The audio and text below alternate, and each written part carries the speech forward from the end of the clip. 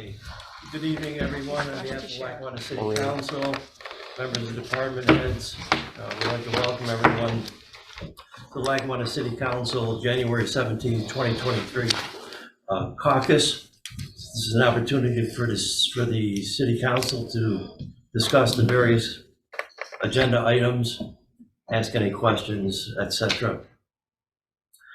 To that end, we have administrative matters for the first three items. The fourth is a communication from our city attorney, from Mayor Iafallo and the city assessor, requesting the approval of the 8 ordinances for the sale of various parcels of various sizes that are adjoining landowners, homeowners on Edison Street. Properties are landlocked and are not developable really for any other purpose. It's my understanding that these proposals, these requests from the residents, the 8 residents that have this property border their backyards, has been in the works for quite some time, and as such, we're being asked to approve the sale. Do any of the council members have any questions or comments on the 8 proposed sales?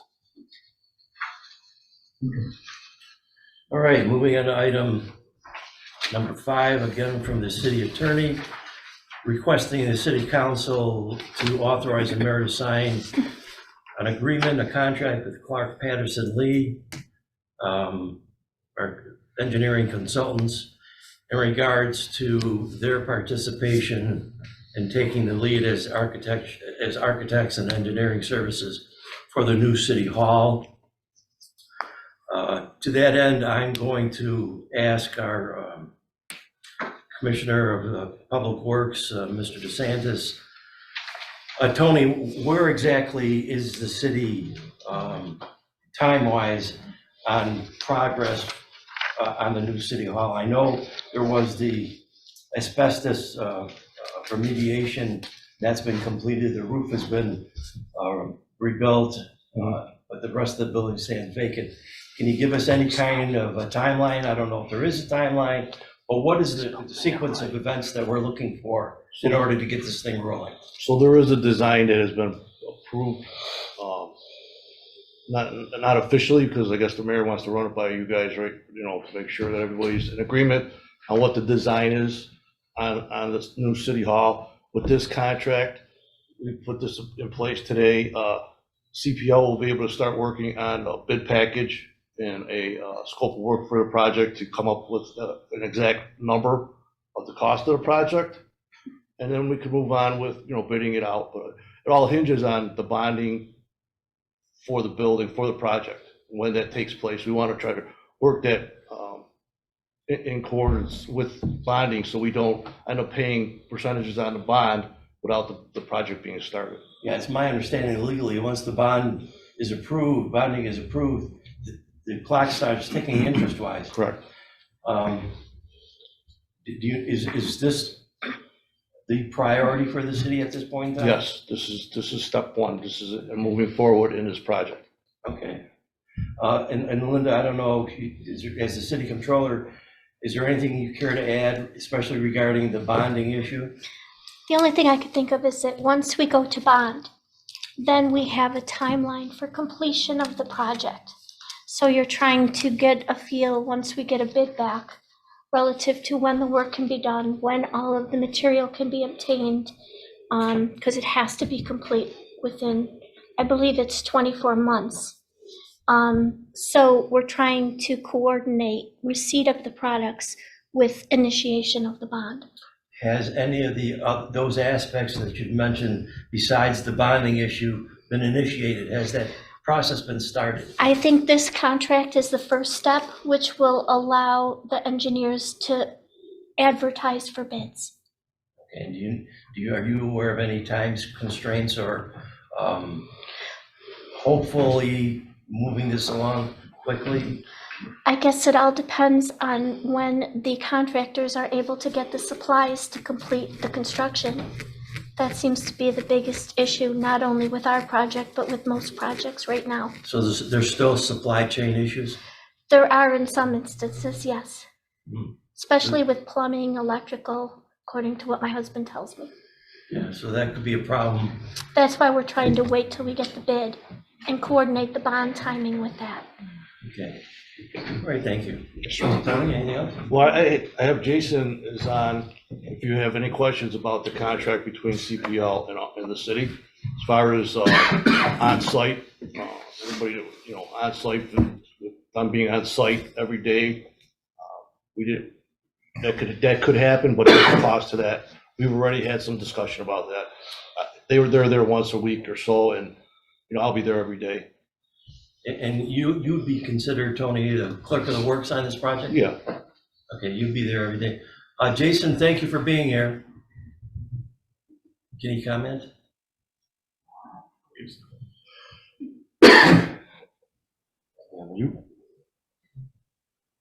Okay, well, while we're waiting for Hey, that, Tony, this is Steve Tanner. I'm on the line as well. I have to go to a meeting in about 20 minutes, but I could give you a little bit of background on it since Jay might not be able to get through. Yeah, Steve, would you just give us some background on it? Because you had that discussion with me and Mr. Judah the other day, so. Yeah, so what this does is, we'll put together a short form agreement that'll basically connect it to the proposal that's in front of you. And what it'll do is get us started on getting all the dimensions, finalized, field measuring, understanding what we're demolishing, putting together exacting floor plans, because what we have done already is the schematic floor plan, and that's what is available. But that doesn't lock you into that floor plan. That was just something that we kind of produced over the period of a year or so to kind of come up with ideas of who's going in the space and everything else. Once we get into the design, we'll have additional design meetings with key folks from the city, and we'll exact the design. We'll put it on plans. We have electrical engineers on staff. We have mechanical engineers on staff. We have plumbing engineers on staff, site planning engineers, the whole gamut, architects, and we'll put together a full set of plans that call out exactly how we want to rebuild this building, along with specifications. And that process, I would say, would take probably 5 to 6 months. It's not a short process. We do have a little bit of a jump start knowing that what the building constraints are and how we've already started to program it. thank you, Steve. One of our council members, Fourth Ward Council member Kevin Surdoy, couldn't be here tonight. He's in a warmer climate at a family reunion, so we'll give a shout out to him. But he had a question regarding the site visits from your firm. It's once a week to start out with, and then something triggers to twice a week. And if there's additional requirements, that comes as an additional charge to the city. Is that accurate? Right. What we had discussed when we had our phone call before is we didn't include full-time construction observation because that is really a decision that the city can make. We do have, guys that could, and gals that could come out and do full-time construction observation. However, most times cities such as yours have a person they designate, such as Tony, that would be the clerk of the works, that he'd be the daily eyes and ears on the project. When he has issues, he calls, Jason, myself, Melanie, whoever from our team that he needs to talk to resolve those issues. If it requires a site visit, we'll be out. What we don't have is full-time. We were not there 8 hours a day, 5 days a week. We're there probably on average about 4 to 6 hours a week during construction. And that's kind of where we're at with that, because that allows us to certify the payment applications you'd have from your contractors, because each month you're going to have 3, possibly 4 different contractors, one for plumbing, one for HVAC, one for the general contractor, and electrical. That's 4. Actually, you might have 5 because there could possibly be a separate fire protection company. I don't know the exacts on that and what we're doing with the building. I haven't been involved that closely with that. So we would basically review their payment applications. We would talk with Tony and make sure Tony is on board with what they're asking to get paid for, and certify that what they're asking to get paid for is something that's actually installed. We'd have construction meetings every 2 weeks with the contractors, just to make sure we have good schedule look aheads, and we can kind of try to pinpoint problems before they become problems. And that's kind of the participation we anticipate with what we have in front of you. If you want us to be there daily, 8 hours a day, our billing rate, I think, is $36 or $38 an hour for full-time, sorry, not that, between $95 and $110 per hour for full-time inspection. So that's where you can save a lot by having Tony do a lot of that work.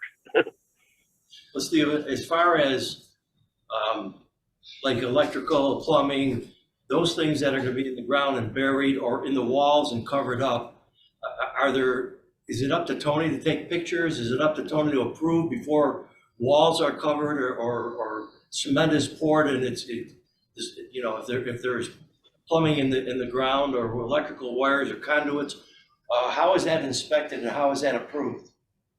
Generally, it's up to Tony to understand what needs to go on with the plans, and that's why we offer that, you know, being there a little bit to help explain what needs to look for. And he takes a lot of pictures, and we can provide him with like a daily report form that we typically use.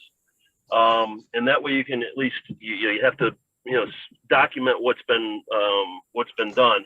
Now, when it comes to bigger items, like if it's your main electrical feed into the building, they're going to have inspections anyway by the building inspectors to meet, you know, various codes like electrical code and to meet plumbing code.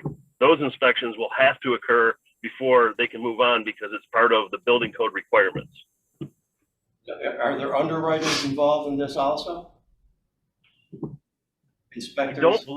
I don't believe you need underwriters. I think unless you don't have the certified staff, like, so if you don't have electrical inspector on staff, then you can hire an electrical inspector to do that. And I would say that it makes more sense to hire someone other than CPL to be that electrical inspector because we did the plans, right? The electrical inspector will make sure our plans are right and make sure that they're installed per the plan. Okay. One other question before I open up to the rest of the council, Steve. Before a payment is made to a contractor or subcontractor, who has to make the approval? Does it come from Tony and then to you, or does it come from you? Yeah, there's two approvals. It's 3 approvals actually. It goes construction manager, which that'd be Tony, engineer, architect, which would be CPL, and then the mayor also has to sign. So when Tony is happy with it, he'll say, yeah, I'm happy with it. You can sign engineer if you're happy with it. We check it. We make sure we're happy with it, then we'll sign. And then if we sign, we're recommending to the mayor or to the mayor is it's okay to sign. We've looked at this. We believe that what they're asking to get paid is correct. Okay, thank you, Steve. Yeah. The other council members have any questions for Steve Morto? I do have. Carl? What's the timeline on a project like this? How long? So, can you guys hear me? Yes. I can hear that, yeah. Okay.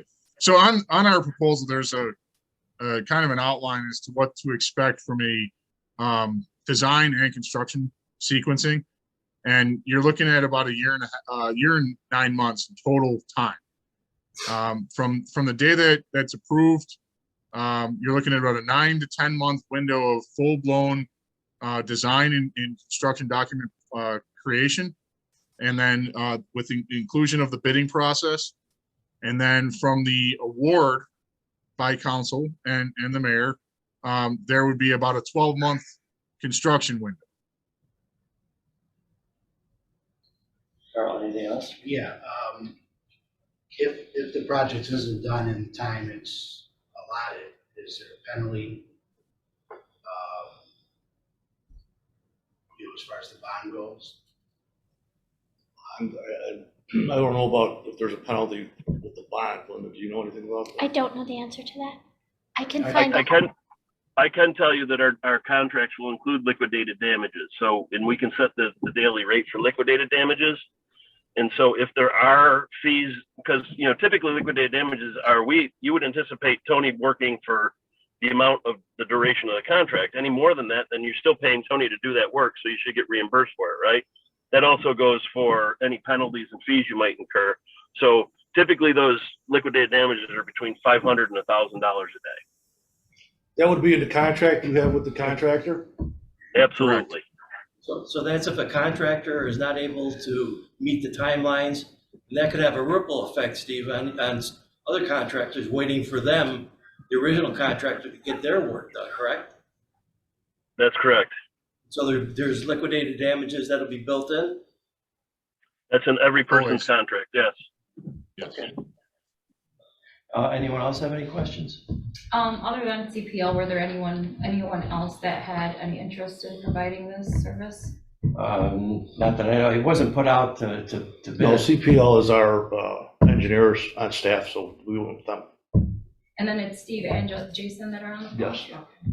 So I just wanted to point a couple things out because, and I apologize for being a little bit tardy.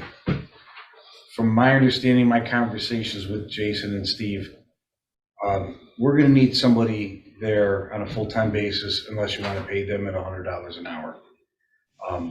Whether Tony's the guy or somebody else, as you know, Tony retired as the Commissioner of Public Works and he's working in a part-time basis filling that position.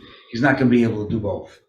So I don't expect Tony to be able to run the city and to do this when this job goes through. And the other thing I just wanted to point out is that you will have a say in the approval of all the contracts. Once the bidding specs are done, you will see those, and once it goes out for bid, and then Jason will be here to explain those to you, or Steve, and then you'll make a decision on those contracts, and then that's when you could talk about liquidated damages and things like that. But the overall project is based on this, I'll call it a letter of intent or an engagement letter, but there's going to be a contract that follows this up as they indicated. So just so you know, at some point, we got to decide whether or not we want to hire somebody to be a clerk of the works, whether you want Tony to do it. And then I'm assuming at some point his job's going to be filled on a full-time basis. If he's willing to stay on, obviously, I think he'd be perfect for the job, but that's for the council to decide and the mayor to decide down the road. But I don't want the council to get the impression that one guy can do all of this. It's a big project and there's going to be inspections and obviously you want to make sure no one's cutting corners and things of that nature. Yeah, exactly. So Yep. has the mayor indicated that there's anyone in the wings ready to replace? Oh, no, I don't think we've talked about it at this point, and I think we're taking it a step at a time. But, I know Tony's talked to the mayor about his position and What are the qualifications of that, of doing that job? If Tony well, wants clerk to of the do it. works, there's companies that do it, there's individuals that can do it. General experience in construction work. Yes, absolutely, That's what it is. absolutely. So, Tony, as far as I'm concerned, Tony. and I'm sure Jason will be willing to review anyone's credentials and to give his input as well. Absolutely. We do that quite often as well. Yep. And we could also recommend other groups, if that's a direction that the council and or Tony want to take. We work with these types of projects on a routine basis. So we've got a lot of experience in this realm, a lot of different ways of handling it, and all of which can be successful. And I believe that's why the city and the mayor have chosen CPL, because of our relationship with them and the success we've had with them on some other projects. Yeah, it's actually been a good experience for the limited time I've been involved to have a good working relationship with CPL. I appreciate that. Yeah, very much so. So Jason, does CPL actually have it where a contractor works in tandem with a firm that already comes with the clerk of the works? Like, is there ever like a combo package that we can have both? Yeah, and in fact, as alluded to earlier, we could provide that entire service. What we won't do is we won't get to a point in the construction, as an example, where you get to an electrical inspection after it's the completion of the electrical work, where we approve and authorize that work. That has to be done by either the city or a person approved by the city for an approval per the code requirements. So we'll inspect that work up until that date and say, yep, it appears as though you guys are doing everything appropriately and we can pay you for that work thus far.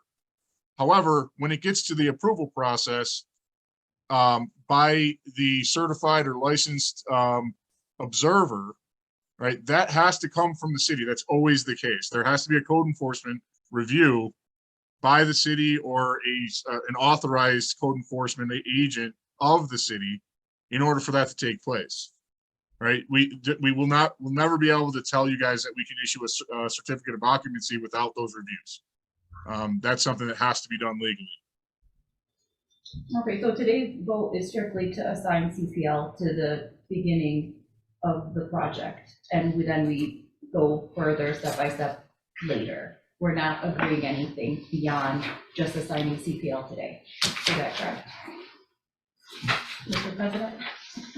So, Why are you asking me? I- that? Yes, that is correct. I would Okay, assume thank that's you. correct. I thought you were asking So Jason you're- or Steve. I don't know, whoever wants to answer. so you're authorizing CPL to get involved and to help the city do the schematic design phase, okay? Okay, To help in the design development phase, and to help us develop construction documents, including, bid sheets and things of that nature, anything that would go along with the construction of this process. And then they will assist us in the bidding phase and the construction administration phase, except that they won't be there on a daily basis all day long, okay? so this is just the launching of the whole, but every step has its own intricacies and voting process. Yes, and we need somebody with the background and the experience of CPL to help us develop not only the parameters, but to help us kind of move this along from step to step. Right, but that's not something that we're taking on today. No, you're authorizing the mayor to enter into an agreement. Okay, there'll be a more formal agreement, which I'll put before the council, but basically, you're giving us the go-ahead to kind of to move forward towards a more formal agreement with CPL. Thank you. Okay? Anyone else have any questions? If not, then Steve and Jason, thank you very much. We appreciate your being here for these questions. And unless you have anything else, I guess we're all set. No, that's all. If you guys have any other questions, you can give me a call at any time. Okay, Thank thanks you. so much. Thank you all.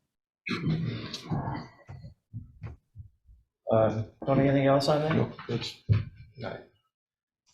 All right, other than that, that about summarizes our agenda items. Can we just backtrack, Mr. Council President? Were there any questions regarding the ordinances for the parcels? There were no questions. There was I just indicated that these properties are landlocked. For the most part, they actually benefit the adjacent homeowners. It's property between the backyards and the thruway. And as you can see, parcel A to Ortega is a very, very small parcel. And they get larger as you move forward. The cities agreed to convey these parcels at a nominal fee to these individuals. And then to offer, I believe I indicated in my letter, the larger parcel that's commercially developable is being offered via a sealed bid because we had more than one individual interested. And we thought that was the fairest way. Now, whether we get actual bids, I don't know. If we get no bids, then obviously the council will be free to sell it to whoever puts up the highest bid. But we thought that was the best approach to take to yield the best return to the city. And Rick, Go ahead. dollar amounts that are assigned for today's purposes on these 8 ordinances, those figures were arrived at with the input of the city assessor, correct? Yes, so and I'll tell you exactly what I did. I took the entire parcel was assessed at $33,000. I added to that parcel the cost of the survey, which was about $4,500. I then took the square footage of each parcel and I came up so that each person that was buying a piece behind their home would pay a fair share based on the square footage. I will admit that we did shift a little bit of that. It came out to a higher number. So we shifted a little bit of that cost to the parcel that's developable. Sure. Because it's worth more. It should be worth more. Right. So that's how we came up with those parcels. And I do want to just point out, of all these, I've had correspondence or telephone calls with everybody listed on there. They're all interested. One of the individuals that's buying the smallest parcel, I haven't had a lot of time to talk to him because of some personal issues that he's dealing with, but I intend to do that next week. And if he's not interested in that parcel, I think the adjoining landowner would buy it. It's like a $200 purchase, so it's not going to cause any detriment to anyone. So I'm asking the council to approve the sale of those 6 or 7 parcels, and then at the next meeting, or at the latest, the second meeting in February, hopefully the larger parcel will be before you for consideration. So given the question mark with the small parcel of around $200, with the individual has some personal issues that you're waiting on, are you including that to be passed today? Yes, with the other yes, races? yes, All right, yes. Only so I don't have to come back to you for that. that's all right. Councilman Moran? Yeah, I have a question about access to that 2-acre property. Yes. Now, there's a road in between the apartments, is that it? Who's been maintaining that road? I have well, it's not a road, okay? It's property that's owned by the city. I don't know, I have no idea who blacktopped it. We did. The city did? Okay, so Mr.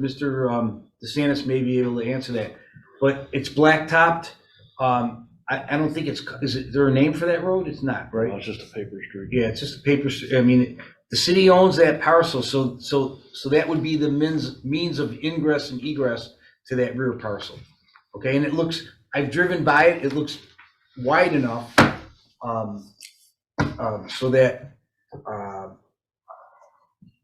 but if it's conveyed to a developer, it will be personally owned by the developer, and it will be upon the developer or the owner of that parcel to own it, to maintain it. So not the city. they'll be liable for anything Yes, in between the 2 buildings? yes, yes. Okay. I think the only thing the city will have to consider is whether or not we need to put any signs up to the entrance to it, whether you're gonna need a flashing light there or anything like that, once it is developed, depending on what it's developed for.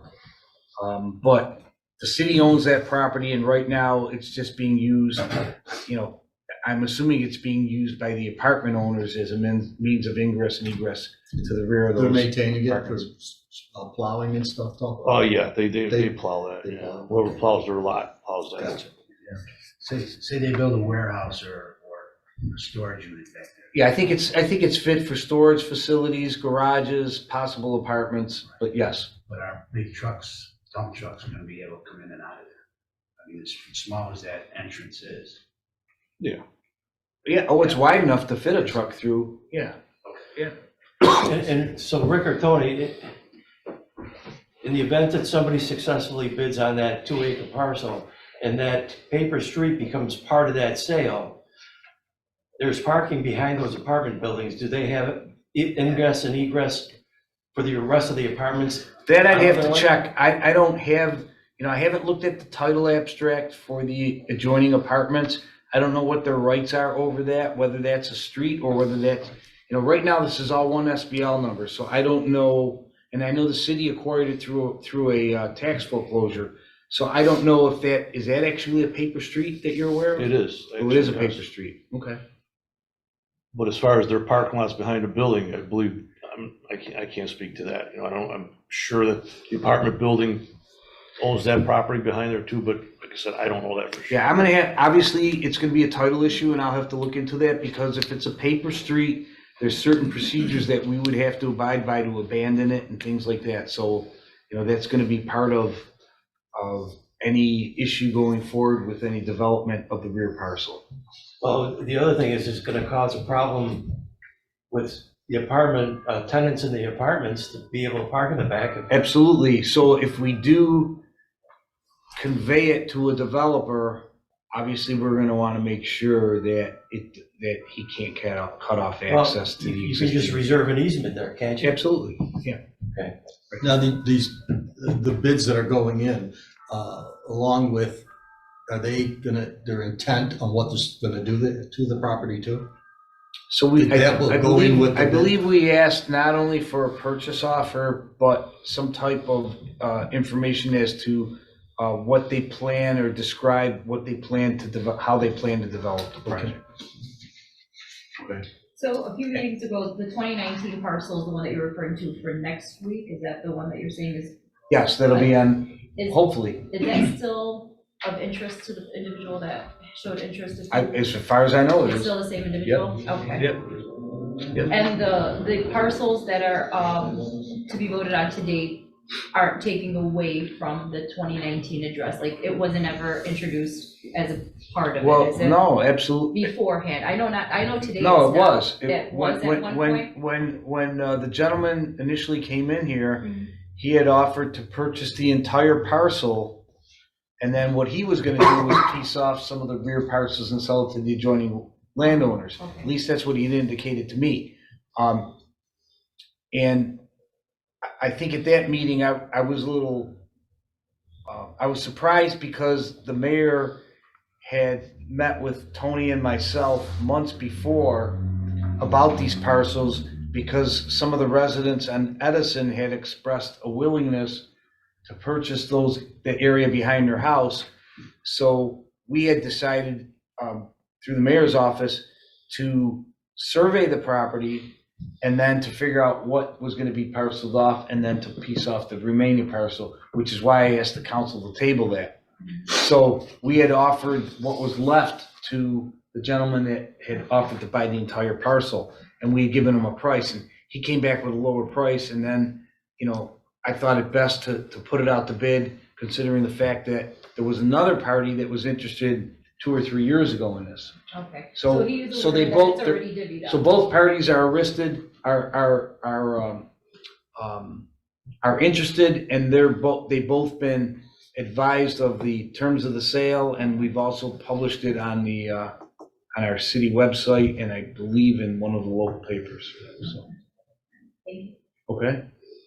Anyone else have any questions on that item? If not, then I'm going to formally call to order the Lackawanna City Council on January 7th, 2023 meeting to order.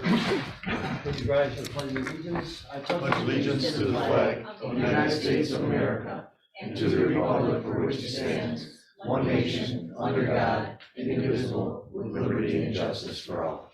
Thank you. Mr. City Clerk, could you take the roll? Absolutely. Council Muflahi. Present. Anderson. Here. Reddick. Here. Shirley's been excused. Morano. Here. Department heads, law, Here. development, Here. public works. Here. Public safety's been excused. Controller, Here. recreation, Here. public information. Here. Do we have anything on those sheets? We have one gentleman, I guess. Yes, John Ingram has requested time to speak to the council. And Mr. Ingram, first of all, we all congratulate you on your Martin Luther King Day celebration, which turned out to be a very substantial success. Congratulations. Thank you for keeping his memory alive and active in our community. We wish it could be a better attended in the future, and we might be able to hopefully hope for better circulation of information next time for that and towards that end. But thank you for doing that. I just want to thank the council for attending, all the council members that attended, and just thank you for participating in the show, our commitment in our city. Although it may not have been a lot of crowd here, but it will get better. This was our fourth time, and we had some issues before because of COVID and stuff. We know for a fact next year will be better. I just want to say thank you to the council for attending, those who were able to attend, and to the citizens who did attend. Thank you very much. Thank you, Mr. Ingram. Mr. City Clerk? All right, moving on with the meeting, we've got the approval of the minutes of the reorganization meeting of January 3rd, 2023.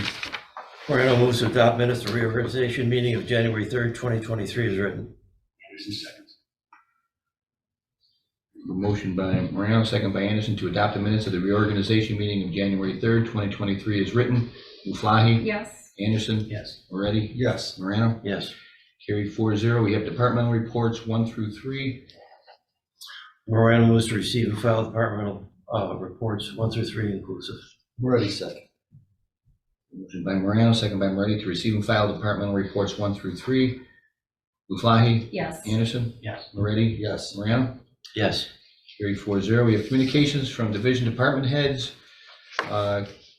Number 4, city attorney. On behalf of Mayor Iafallo, in support of the city assessor, request the city council approve the attached 8 ordinances authorizing the sale of several parcels of vacant land to adjoining landowners on Edison Street. Morano moves to receive and file act on ordinances 4A through 4H inclusive. Maflahe seconds. Motion by Morano, second by Muflahi to receive and file act on ordinances 4A through 4H inclusive. Muflahi? Yes. Anderson? Yes. Moretti? Yes. Morano? Yes. Carried 4-0. With these 8 ordinances, they're all the same sublot number. I just want to go through the name and the dollar amount that each person has paid for the property. So I'll read that in its entirety, then we'll paraphrase. An ordinance authorizing the sale, transfer of property pursuant to Municipal Code Chapter 12 that the City Council hereby approves. The transfer of property known as part of vacant lot, sublot number 151.08-10-1 to Conrad S. Ortega for the sum of $195. That's also attached to 116 Edison Street. From there, B is the same. That would go to Nicole Park for the sum of $251.25. That's 122 Edison.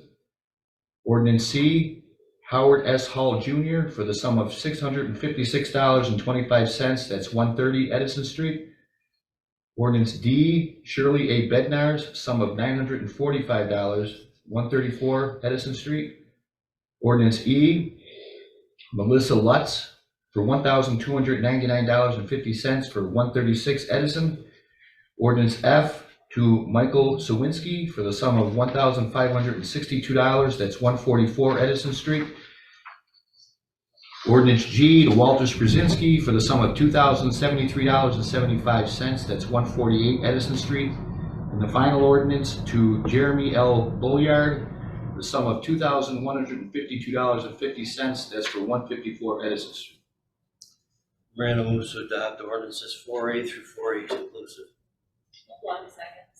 Motion by Morano, second by Muflahi to adopt ordinances 4A through 4H inclusive. Muflahi? Yes. Anderson? Yes. Moretti? Yes. Morano? Yes. Carried 4-0. Number 5, city attorney requests the city council to authorize the mayor to sign the attached proposal assigning Clark Patterson Lee, CPL, the architecture and engineering services for the new city hall. Full text of the proposal is available in the city clerk's office. Morano moves to approve request. Moretti second. Motion by Morano, second by Moretti to approve request. Muflahi? Yes. Anderson? Yes. Moretti? Yes. Morano? Yes. Carried 4-0. Mr. Council President? I have no tabled items or old business. So does any of the other council members wish to address any issues outstanding? Very good. I'm going to move for an adjournment, and I would like to dedicate this adjournment to a young resident, comparatively young resident, the son of one of our former mayors who passed away untimely as a result of a very serious illness, and his name was Jack Bala. And we wish to send our condolences to the family, and I wish to adjourn in Jack's memory. Et al. On that? Yeah. So I have a motion by Morano, second by et al. To adjourn a meeting in memory of longtime Lackawanna resident Jack Bala. Muflahi? Yes. Anderson? Yes. Moretti? Yes. Morano? Yes. Carried 4-0. What else?